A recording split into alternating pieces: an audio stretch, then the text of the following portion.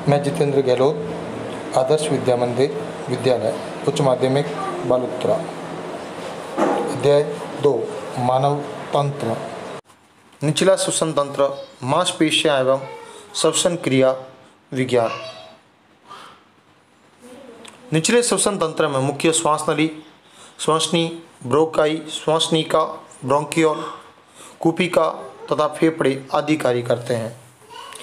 श्वास नली करीब 5 इंच लंबी नली होती है जो ऊपरी भाग ग्रसनी तथा ग्रसनी से जुड़ी होती है और इन दोनों ग्रसनी व श्वास नली के मध्य ही लेरिक्स तंत्र पाया जाता है जो कूट स्तरीय पक्षाभी स्तंभाकार उपकला अर्थात सी आकार के छल्लों से घिरा रहता है। ये छल्ले श्वास नली को आपस में चिपकने से रोकते हैं और ये सदैव श्वास नली को खुला रखने में मदद करते हैं। इन्हीं के कारण हवा की अत्यधिक दाब होने पर भी श्वास नली पिचकती नहीं है अर्थात चिपकती नहीं है। श्वास नली स्वर यंत्र को ब्रोंकाई अर्थात श्वसनी से मिलाती है, वहीं श्वास को गर्दन से वक्ष स्थल तक पहुंचाने का कार्य करती है। वक्ष गुहा में पहुंचकर जैसे कि आप देख सकते हैं यहाँ लेरिक्स से जब नीचे की तरफ यहाँ वायु प्रविष्ट करेगी तो ये जो भाग है ये श्वास नली के नाम से जाना जाता है।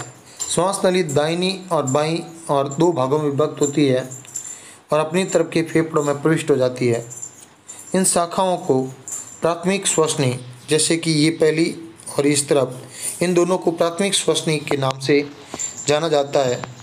श्वास नली में उपस्थित ये उपकला श्लेष्मा का निर्माण करती है अर्थात जैसे कि हमारे नाक के अंतर्गत भी यदि नथुनों में देखा जाए तो हल्का हल्का लाल रंग की एक संरचना दिखती है जो कि धूल के साथ आने वाले कणों को चिपका देती है। उसी प्रकार यहाँ पर भी श्लेष्मा पाया जाता है। ये भी वायु के साथ आने वाले कणों को यहीं पर चिपका कर शुद्ध करने में, वायु को शुद्ध करने में मदद करती है और शुद्ध वायु को फेफड़ों की ओर अग्रसित करती है।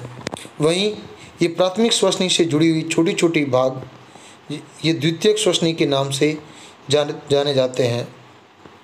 वहीं ये द्वितीयक श्वसनी जैसे आगे अन्य भागों में विभक्त होती है, इन्हें तृतीयक श्वसनी के नाम से जाना जाता है।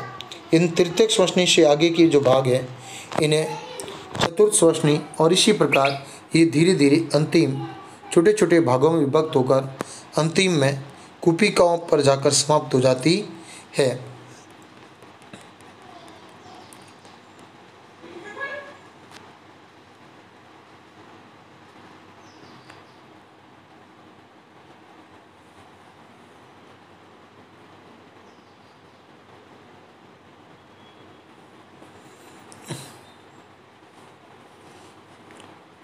श्वास नली अर्थात श्वसनिका ब्रोंकियोल।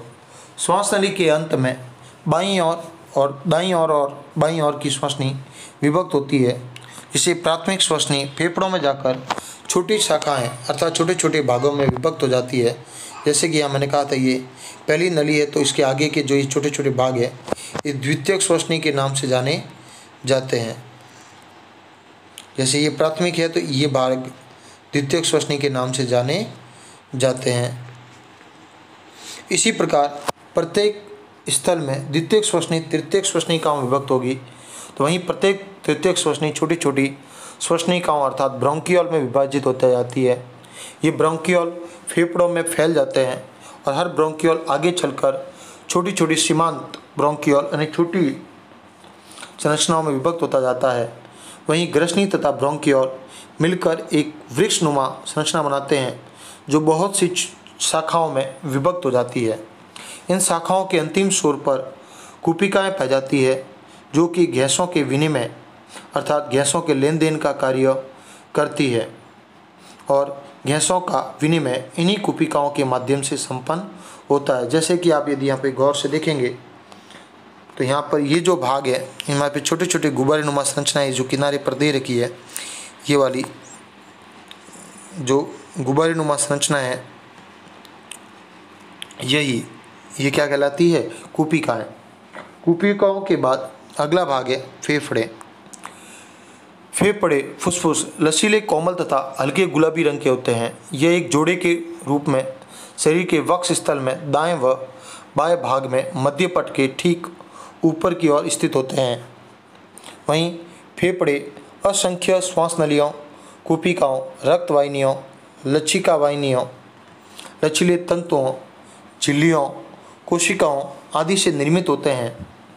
वहीं दाहिना फेफड़ा बाएं फेफड़े से लंबाई में थोड़ा छोटा, जैसे कि इसकी तुलना में ये थोड़ा छोटा पर चौड़ा होता है। पुरुषों के फेफड़े स्त्रियों के फेफड़ों से थोड़े भारी होते हैं। तो वहीं बायां फेफड़ा 2 खंडों में विभक्त होता है, तो वहीं दायां फेफड़ा 3 खंडों में विभक्त होता है और प्रत्येक खंड के कई छोटे छोटे उपखंड भी होते हैं। तो वहीं प्रत्येक उपखंड भी कई छोटे छोटे खंडों में विभक्त होता है। वहीं प्रत्येक श्वास नली की शाखाएं, धमनी व शिराओं की शाखाएं आगे विभाजित होते हुए एक स्वतंत्र इकाई का गठन करती है, जो प्रत्येक फेफड़ा स्पंजी ऊतकों से बना होता है। उसमें कई केशिकाएं अर्थात करीब 30 मिलियन कूपिकाएं, जो छोटे छोटे गुब्बारेनुमा संरचनाएं थी, वे 30 मिलियन की संख्या तक पाई जाती है। ये कूपिकाएं कपनुमा संरचनाएं बनाती है, जो सीमांत ब्रोंकियोल के आखिरी सिरे पर पाई जाती है।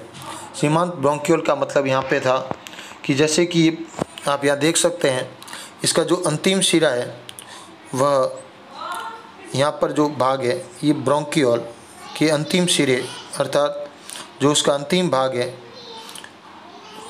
इस ब्रोंकियोल के अंतिम सिरे यानी जहाँ ये श्वसनिकाएँ खत्म हो जाती है, वहाँ ये कूपिकाएँ पाई जाती है। और इन कूपिकाओं की संख्या लगभग 30 मिलियन के आसपास होती है।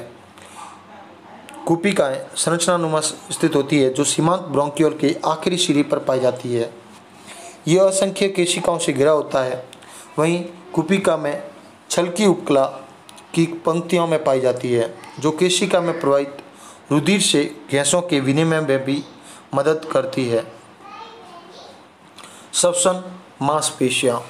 श्वसन मांसपेशियाँ फेफड़ों में गैसों के विनिमय हेतु कुछ मांसपेशियों की आवश्यकता होती है। ये मांसपेशियाँ श्वसन को लेने व छोड़ने में मदद करती है, अर्थात मुख्य रूप से श्वसन के लिए मध्यपट या डायफ्राम उत्तरदायी होता है, क्योंकि जब डायफ्राम पिचकता है तो अंदर हवा का दबाव अत्यधिक हो जाता है और बाहर का दबाव, वायुमंडलीय दबाव कम होने के कारण वायु फेफड़ों से बाहर की तरफ प्रवेश करती है।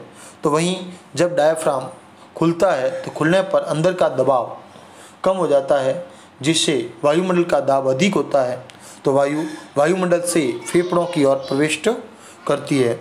इस प्रकार ये डायफ्राम वायु को ग्रहण करने व छोड़ने के लिए उत्तरदायी होता है। मध्यपट कंकाल पेशी से बनी एक पतली झिल्ली-नुमा संरचना है, जो वक्ष स्थल की सतह पर पाई जाती है। मध्यपट के संकुचन से वायु नासिका से होते ही फेफड़ों के अंदर प्रविष्ट होती है तथा शिथिलन से वायु फेफड़ों के बाहर निकलती है। इसके अतिरिक्त पसलियों में विशेष प्रकार की मांसपेशियाँ पाई जाती है, जो मध्यपट के संकुचन व शिथिलन में भी मदद करती है। वहीं श्वसन का क्रिया विज्ञान। फुसफुसीय वायु संचालन फेफड़ों में वायु के अंदर आने व बाहर निकलने की एक ऐसी प्रक्रिया है, जो गैसीय विनिमय को सहज अर्थात सरल बनाती है। इस वायु संचालन के लिए श्वसन तंत्र वायुमंडल तथा कूपिकाओं के मध्य ऋणात्मक दबाव प्रवणता अर्थात दबाव हम जहाँ जिस तरफ अधिक होगा तो गति हमेशा उच्च दाब से निम्न दाब की ओर होती है।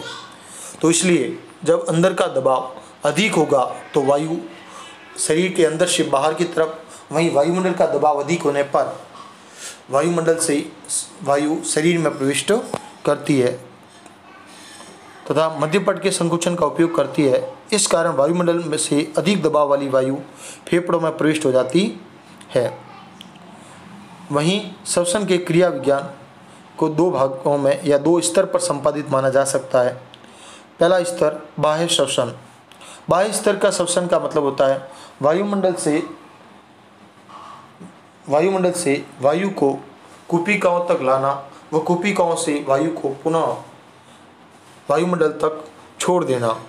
इसमें गैसों का विनिमय हवा से भरी कूपिकाओं तथा केशिकाओं में प्रवाहित रक्त के मध्य गैसों के आंशिक दबाव के अंतर के कारण होता है। वहीं आंतरिक श्वसन इसमें गैसों का विनिमय केशिकाओं में प्रवाहित रक्त तथा ऊतकों के मध्य विसरण के माध्यम से होता है।